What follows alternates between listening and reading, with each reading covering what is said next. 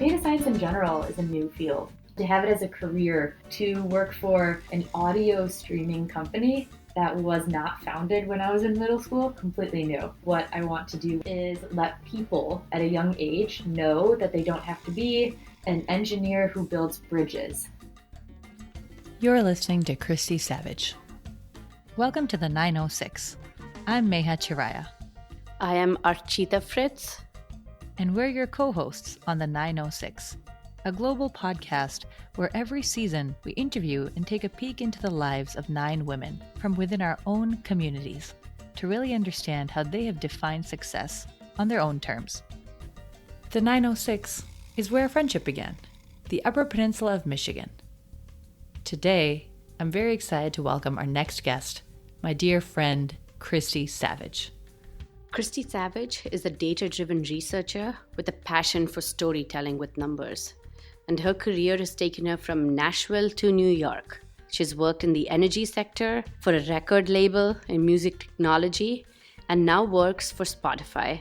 She's a data scientist there, but at the heart of it, she's really focused on furthering women in STEM by inspiring the next generation of pioneers.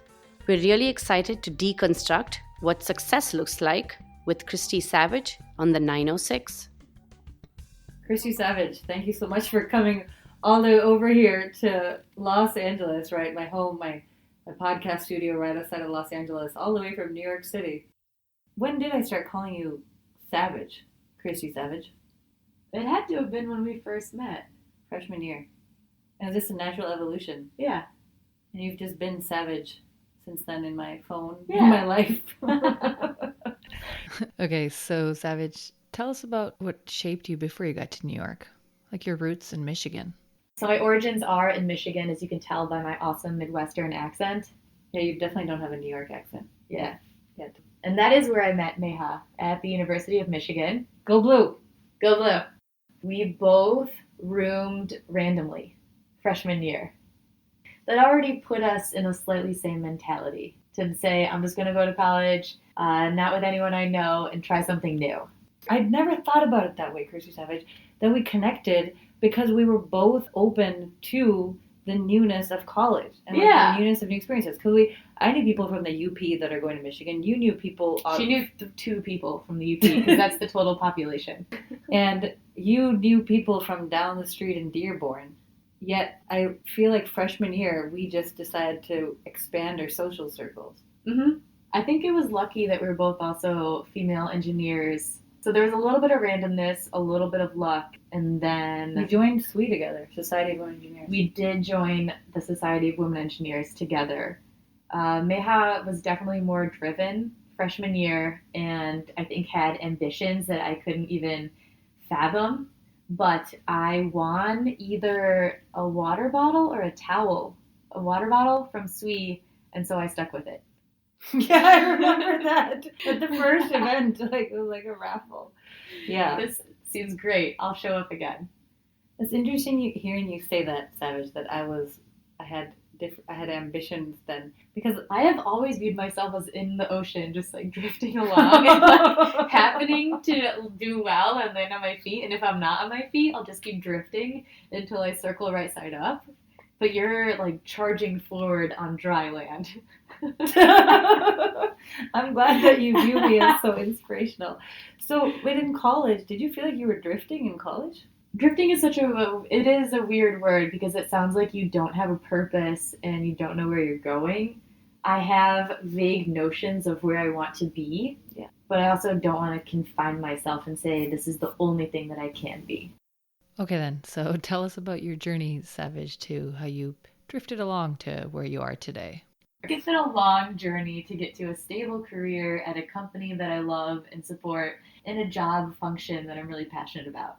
None of those things came straight out of the gate. Yeah. The start of my career was in the oil industry. I just wasn't passionate about the work, and I also wasn't passionate about the schoolwork involved in chemical engineering. I knew I liked math, I knew I liked science. People told me to become an engineer, so I did. There are so many different kinds of engineering. I chose one that I just wasn't that passionate about. Fast forward the next internship that I wanted to do, I applied for an internship at Fall Out Boy's vanity record label, Decadence. So I went straight from oil to a record label.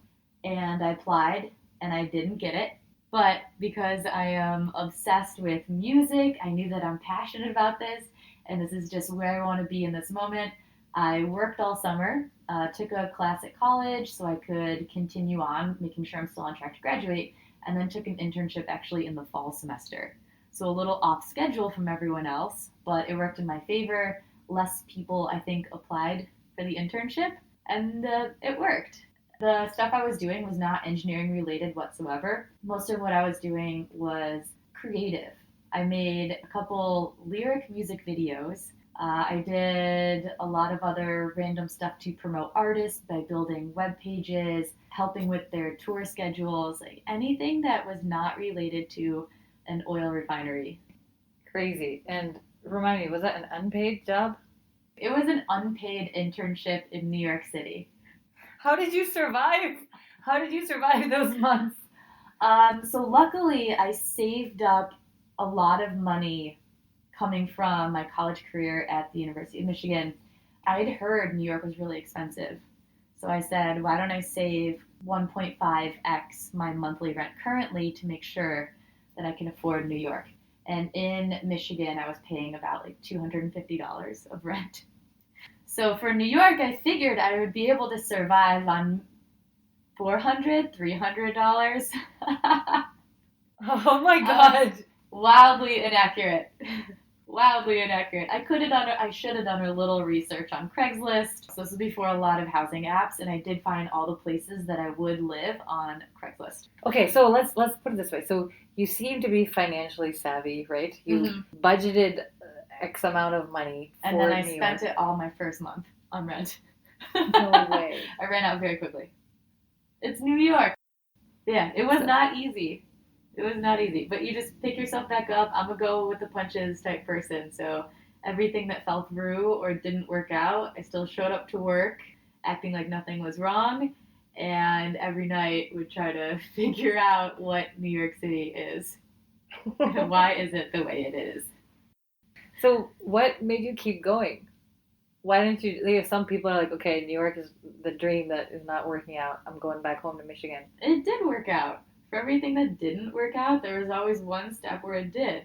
So in the end, I finished the internship. I got thanked on an album from one of my favorite artists. So I think in the end, everything still worked out. That's a feeling of success. It's framed in my apartment. I'm not going to lie. That's awesome. That's awesome. From the record label, I realized, though, I'm still super passionate about being in engineering, math.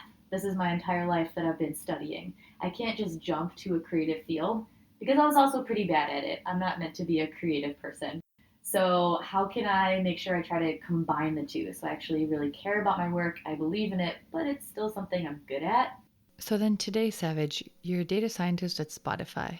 Tell us more about that. Data science, those of you who don't know, deals with big data, behavioral data, anything that you can log on the Spotify app with their actions that people might take. But how far does that get you if you want to understand mental models?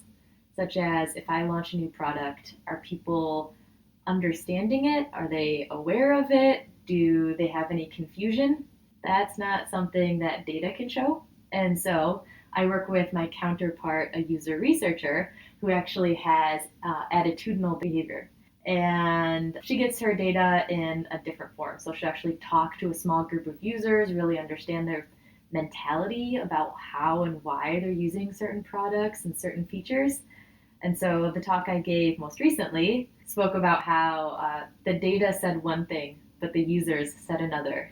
Dun, dun, dun. So we had some conflicting opinions and conflicting data, and how do we reconcile that? It came with working together with collaboration, but really combining and using mixed methods research. How do you think things have evolved in the past 10 years when it comes to women in engineering and now, you're a trailblazer for women in technology?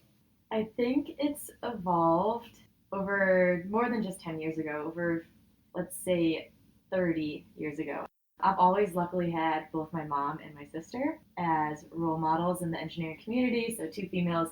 But if I compare stories that my mom said about college versus now, completely different. Completely different. So it is getting better. And it probably wasn't until after college that I started to see, hey, most of the engineering colleagues are male, but most of our applications, even at some other companies, are all male. So we're not even getting enough females applying to these tech positions. Something is happening where people are dropping out as they progress through their school, as they progress through their career. One of the things I'm doing, I think, as a solution, I joined this group. It's called the If Then Ambassador Program, and it's supporting middle school females get interested and stay in STEM. Data science in general is a new field. That's one of the things I've been trying to hone in on and explain to the If Then Ambassador Program. They were asking about what type of career days did you see as a kid in middle school and how did that affect and shape who you are? Do you think your field was represented? No, data science statistics and data visualization is old. Machine learning in a regular sense is old.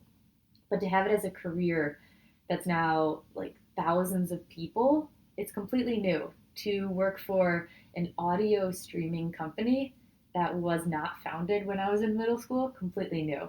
So I think that's also what I want to do with the program, the If Then Ambassador program, is let people at a young age know that they don't have to be an engineer who builds bridges.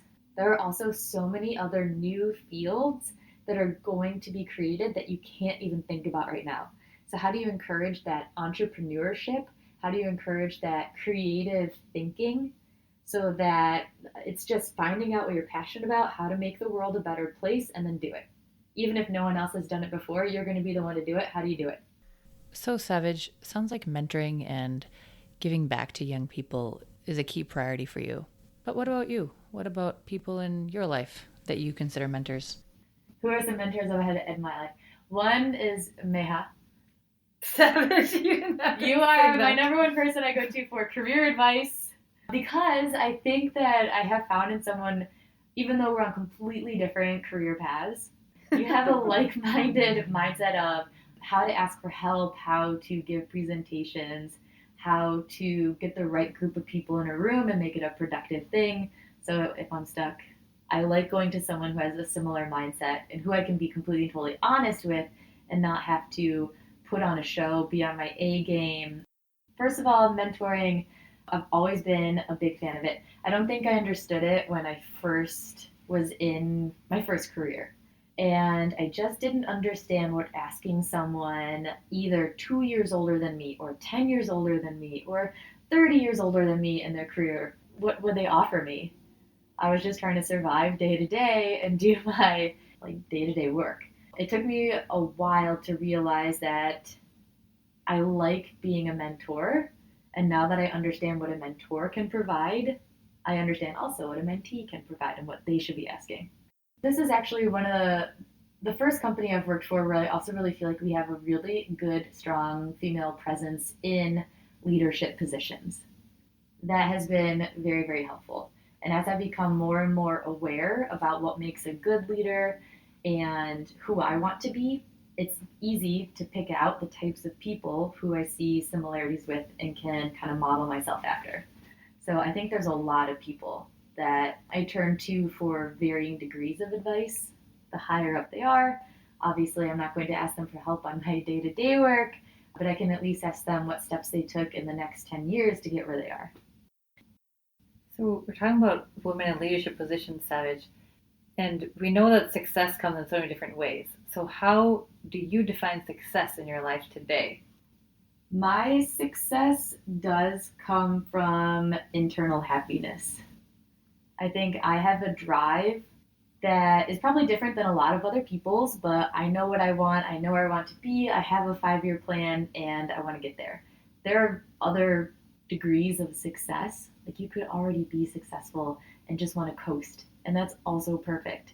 Or you could have a drive to find a different career path, but need to find the means to get to that other place. But I think my definition of success is that I have my plan, I'm working towards it, and I think I'm making steps there. If I don't reach my 5 year plan in 5 years, that's okay. I think it's always good to reevaluate, but have these aspirational goals. So, what is your 5 year plan? Yeah, so right now I work on a lot of project based work. I am still in school and still getting my master's in data science because I firmly believe that having the technical capabilities and understanding all the underlying principles towards data science is so important. But I want to help other people reach that as well. So, that topic of passion, Savage. So, what advice would you give to someone at any stage of their life who's still trying to figure out what that is or how to apply that to their work? That's such a good question. I actually know someone and I've had some pretty in depth conversations where they are not passionate about, as they say, anything. And so they're still trying to figure out what is their career path if that's my main ideas for them. I'm just like, oh, find your passion and run with it.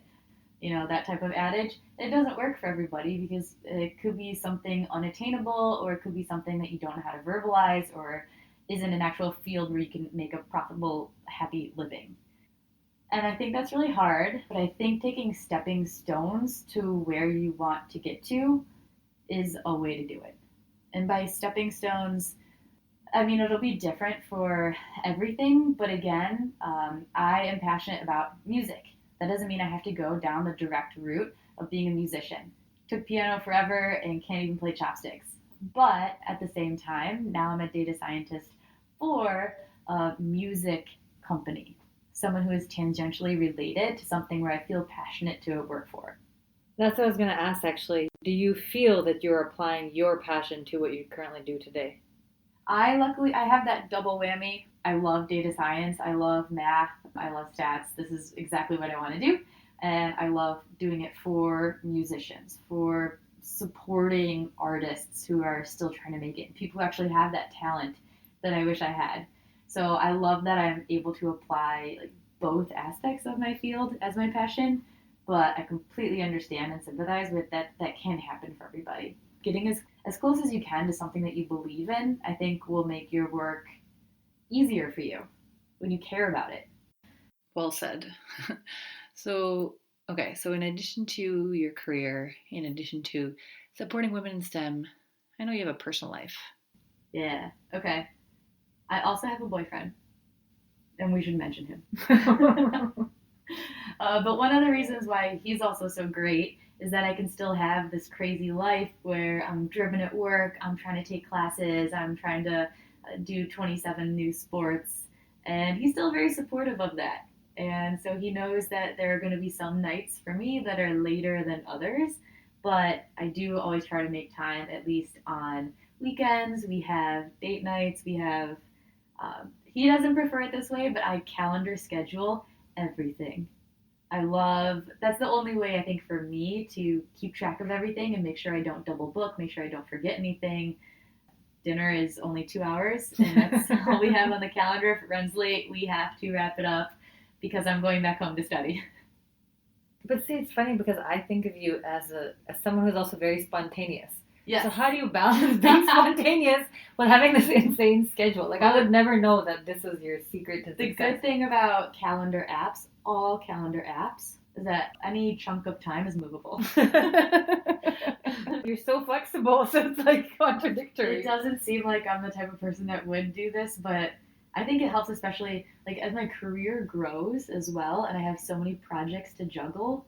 It is so easy to waste a half hour online, on social media, on news. Instead of just limiting my time there because I know I have to start this thing at 9:30, a lot better for me to be efficient. I know that's something you and I have talked about getting sucked into social media. And I feel like the problem keeps getting worse every day. How do you not get sucked into social media? So yeah, this is maybe a PSA in general, but the more that I work in tech, the more that I truly believe we have an issue with data collection and data privacy. So specifically, American companies who don't have the same regulations nor care for data privacy really makes me concerned. So I've given up a lot of social media sites that I don't think are doing good for the world. So then how are ways that you stay connected with people? There is this one thing called face-to-face interaction. Thanks for showing up. Thanks for showing up to California. But no, it's huge. So in New York, I have something called Pizza Club, and I'll invite people I haven't seen in a really long time, like less than 10, to come hang out. I want to try a random pizza joint that I heard was good and get different people who have never met each other all together. The only thing they have in common is that I haven't seen them in a while. I need to be efficient with my time, and I would like to hang out with them. And it works. All my friends are good people. They all get along, so some friendships have been formed, which I'm really happy about. I'm a big fan of the face-to-face interaction. I think that means the world. Dude, that's legit. Yeah. That's so Once a inspiring. month is I want to aggressive. do this pizza Once a club. month is so aggressive. I want to do this pizza club sandwich. Yeah. That's brilliant. And I love pizza, so. So what advice would you give to someone that maybe earlier on in their careers and they want to take the leap, they want to be in a big, hustling and bustling city like New York City. So what would you say to someone like That you're going to have to hustle and bustle as well. that? Nothing really comes easy. You got to work for everything. I think if you look in the right spots, you're always going to land on your feet, but you got to be looking. If you're not completely comfortable in a situation or you don't think it's going to work out, just keep your eyes open. Alrighty, Savage. Any final words of wisdom? My mindset is always, again, to be driven and to surround myself by the best people. But there's 100 different ways that you can do it. So you got to do the one that fits best for you. And I know we spoke a lot about work and a little bit about some extracurricular activities that basically are still work. But you have to have work-life balance and you have to be happy all the hours of the week, not just 40 of them. So I think that's all I ever try to do. Thanks, Chrissy Savage. Thanks, Mohammed. Well, Go Blue. go blue! To learn more about our podcast, check us out at the906.com. The 906 is produced by Meha Chiraya and Rachida Fritz.